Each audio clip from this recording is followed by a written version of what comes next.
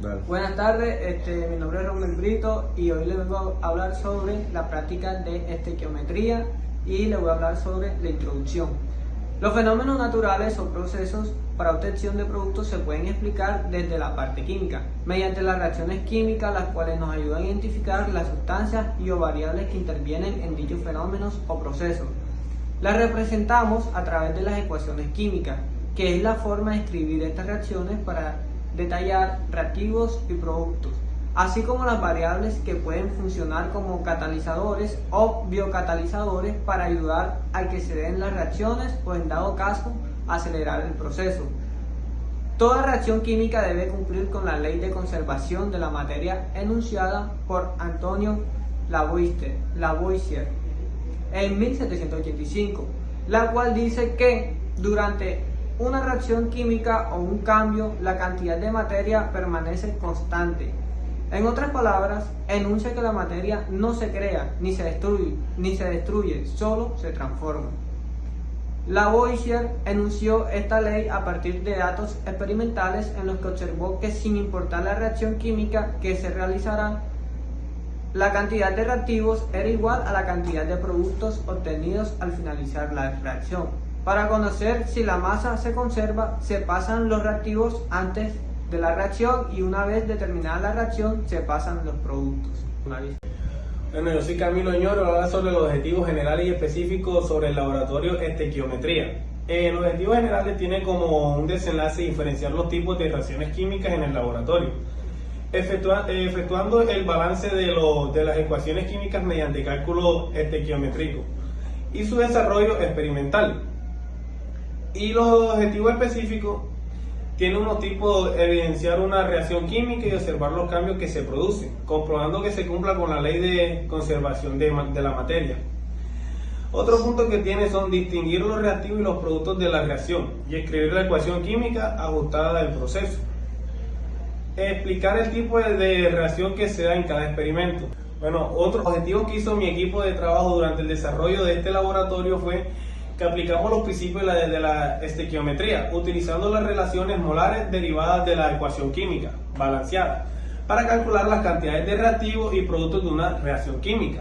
También determinamos la cantidad teórica de la reacción, que fue calculando la cantidad esperada de este producto en función de los reactivos utilizados, basándonos en las proporciones molares de la ecuación química balanceada. También medir experimentalmente los productos formados, que obtenimos datos experimentados sobre la cantidad real de productos generados durante la reacción química, ya sea masa, volumen o ambos. También comparamos el rendimiento experimental con el rendimiento teórico, que fue calculando el rendimiento porcentual de la reacción, comparando la cantidad del producto real obtenida con la cantidad teórica calculada. También identificamos y analizamos posibles fuentes de error.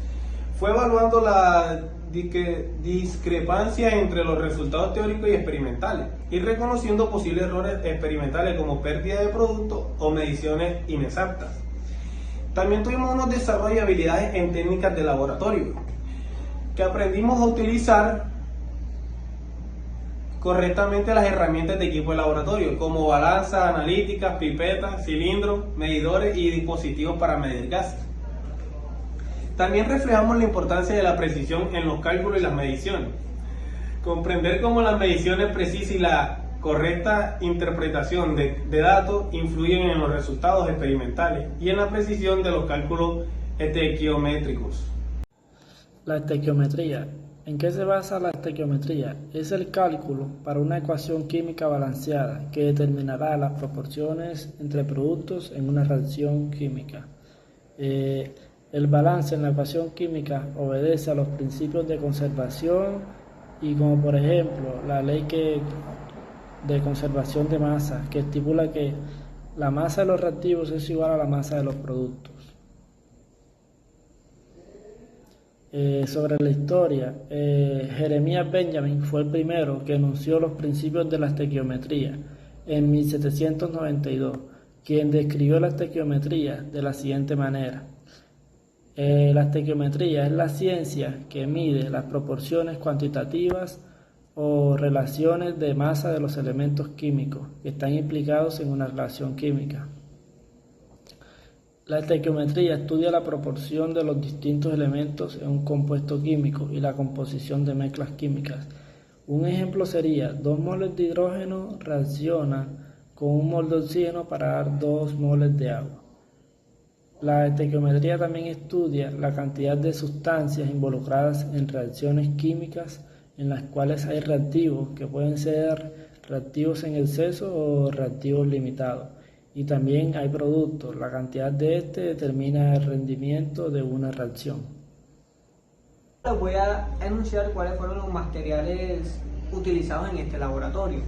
Bueno, utilizamos reactivos, instrumentos de medicación, balanza analítica, cilantro mediador, pipetas o buretas. También utilizamos materiales de vidrio, vasos de precipitados, matraz Erlenmeyer, tubo de ensayo, equipos de seguridad también, gafas de seguridad y guantes, bata de laboratorio, obviamente, campana de extracción si era necesario. Otros también utilizamos como agitador magnético y termómetro.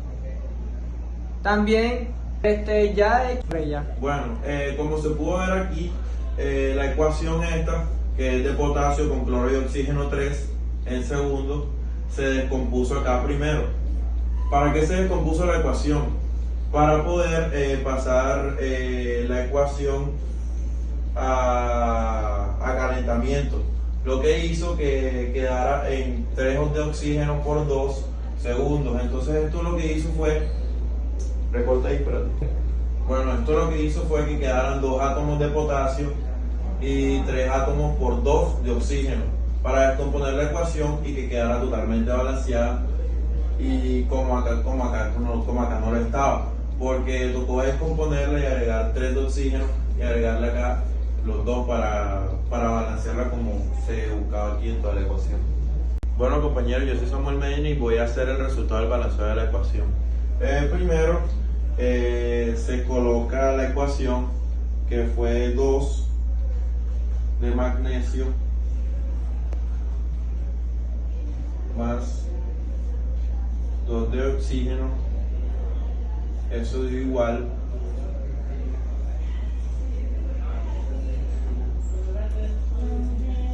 a 2 de magnesio con oxígeno. Entonces el óxido de magnesio es un polvo blanco que se forma como resultado de la combustión del magnesio. El segundo se reacciona a la descomposición de esto, que sería KCiO3.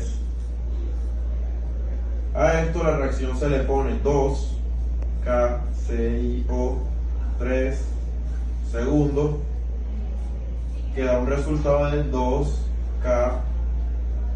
KCi segundos, más 3 de oxígeno segundos sobre gramos. Bueno, luego de esto podemos balancear la ecuación colocando la ecuación que aparece en la diapositiva. Bueno, se coloca acá CiO3 segundos, que pasa a 2K CI más 3.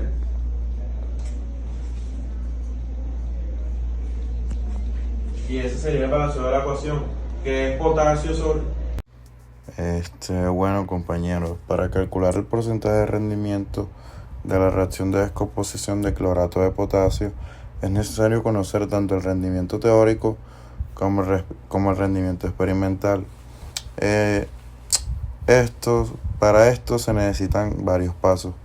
Y primero es escribir la ecuación balanceada de la reacción, que como en la foto que se puede evidenciar sería 2K, que es potasio, Cl, que es cloro, y O, que es oxígeno. Esto con un subíndice de 3. Igual a 2KCl, que sería 2 de potasio y 2 de cloro, más 3 de oxígeno con un subíndice de 2. Luego se determinaría la cantidad del producto teórico, que bueno, se espera obtener a partir de 75 gramos de cloruro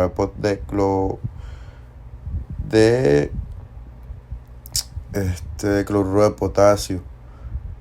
Bueno, para esto se necesita sacar la masa molar del cloruro de potasio. Para esto tenemos la masa del potasio, que es 39.1, más la masa del cloro, que es 35.5, más la masa del oxígeno por 3, dado que tiene el subíndice de 3. Esto da 122.5 gramos mol.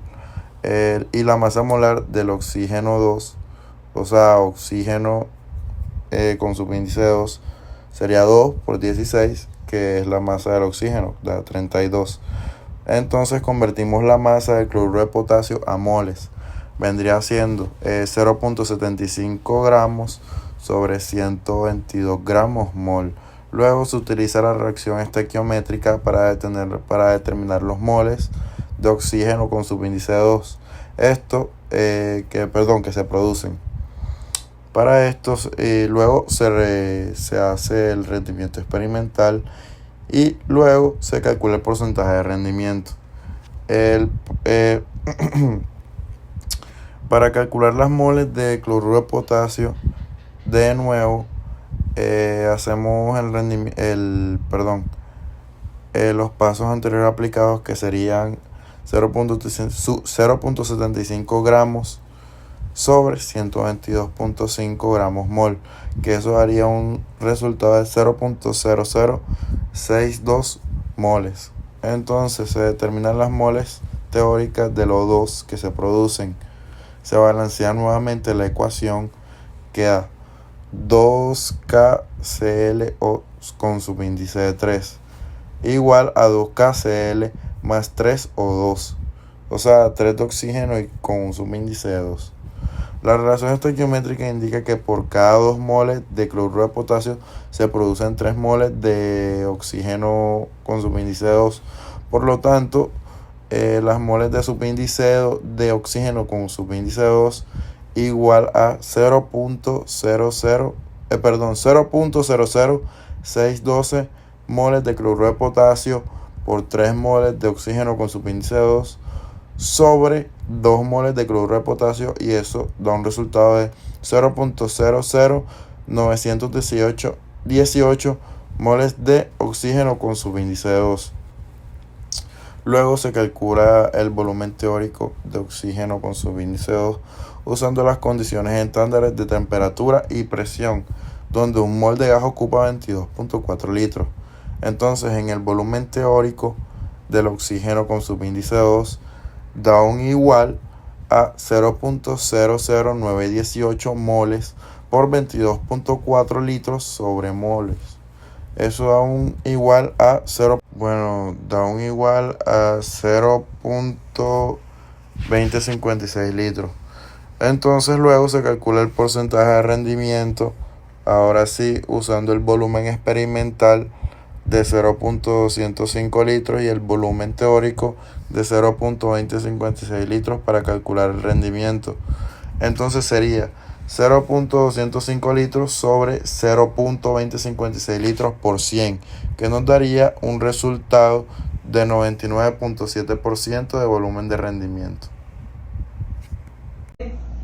Ya hecho este laboratorio con todos nuestros materiales utilizados, tuvimos unos resultados y unas conclusiones, que son las siguientes. El resultado esperado se debe haber obtenido una cantidad de producto que se acerca a la cantidad teórica calculada, teniendo en cuenta posibles fuentes de error experimental. Rendimiento porcentual. El cálculo del rendimiento porcentual muestra cuán eficiente fue la reacción en comparación con la teoría. Errores posibles: pérdida de CO2 durante la reacción, impurezas de los reactivos, inexactitudes en las mediciones de masa o volumen. No tuvimos ningún error posible.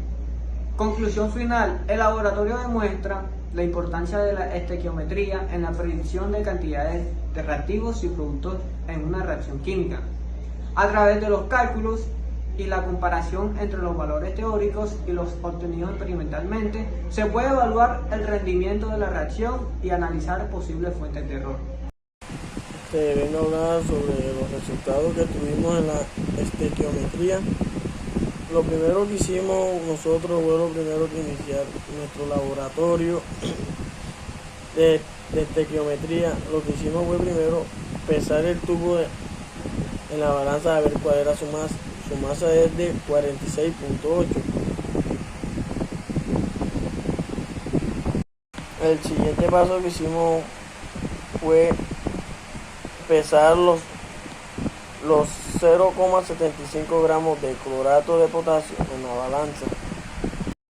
Nosotros, después de medir los 0,75 gramos de clorato de potasio, procedemos a echarlo cuidadosamente en el tubo de la balanza.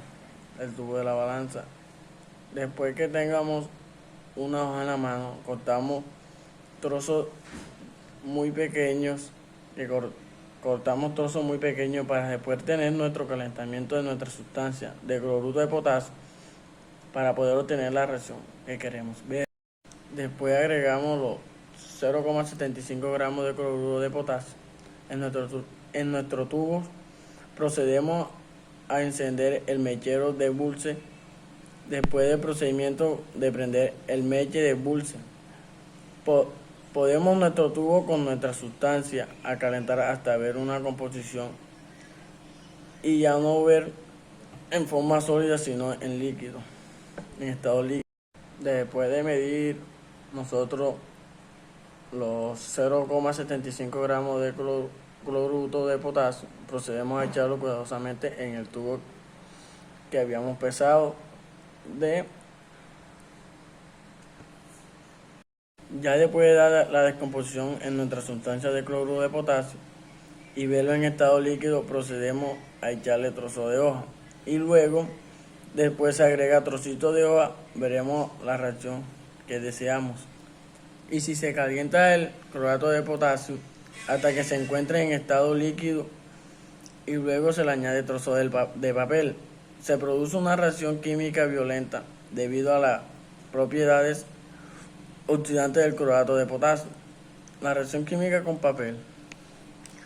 El papel es una compuesto principalmente por celulosas, que es una sustancia orgánica rica en carbono e hidrógeno. Cuando se añade papel al clorato de potasio, líquidos calientes, se produce una combustión rápida o incluso una exposición.